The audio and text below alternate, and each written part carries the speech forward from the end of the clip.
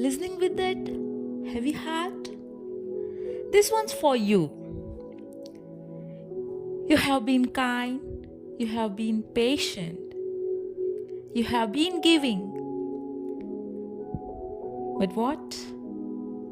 But deep down, you are tired, aren't you? Let me tell you a story, not just any story. Lara's story. It might sound like yours.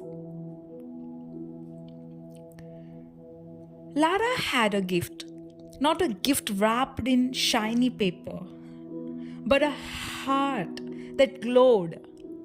She was the one everyone called at every time. The one who made birthday cards by hand, the one who helped her friends fix their mess even when she was breaking inside. In the office, Lara was the go-to girl. Lara, can you stay a bit late? Lara, just one more file. Lara this, Lara that. And Lara smiled always. At home, she managed everything, never said no. Not to her parents, not to her siblings, not to society's endless expectations. You see, she thought this was love. This was what good people do, right? But inside her, something small and important was fading. One day, Lara was at a wedding, her cousin's one actually. She had helped with decorations, shopping, managing guests, and even fixing the torn blouse of the bride. But when they called family for a group photo, you know what happened? They skipped her.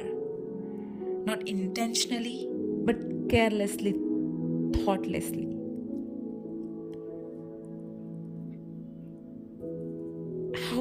How sad we feel, right?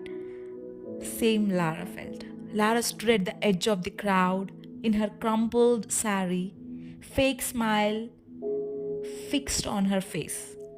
That night, she lay in bed, eyes wide open. She had given her everything and yet felt like nothing. She remembered all those moments.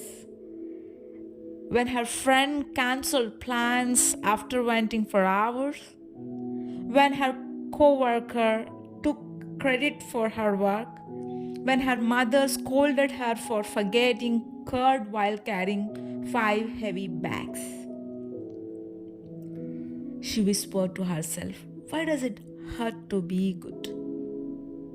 Yes, it feels. One morning, she stood in front of her mirror, eyes puffy, smile gone, spirit tired. And suddenly, she didn't recognize that girl. The real Lara, the one who laughed loudly, who danced barefoot, who dreamed of writing a book, was missing. Kindness had become a mask, and that day she removed it. Lara didn't become rude, she became awake. When her colleague tried to hand her extra work, sorry, I have got my own deadlines, I'm sure you'll manage. When her friend dumped emotional baggage on her again, hey, I'm here for you, but I can't be your punching bag every time. Her reply was so strong this time, When her mother expected too much, Amma, I'm your daughter, not your manager. I'll help, but I need to breathe too. Oh, it's hitting hard, right? Were people shocked? Yes, Some walk away, yes.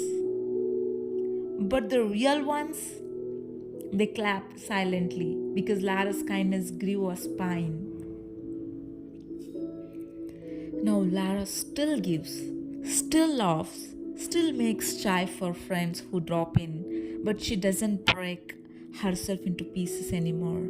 She says no when it's needed. She rests without guilt. And the best part is, she finally started writing that book page by page, owning her own voice.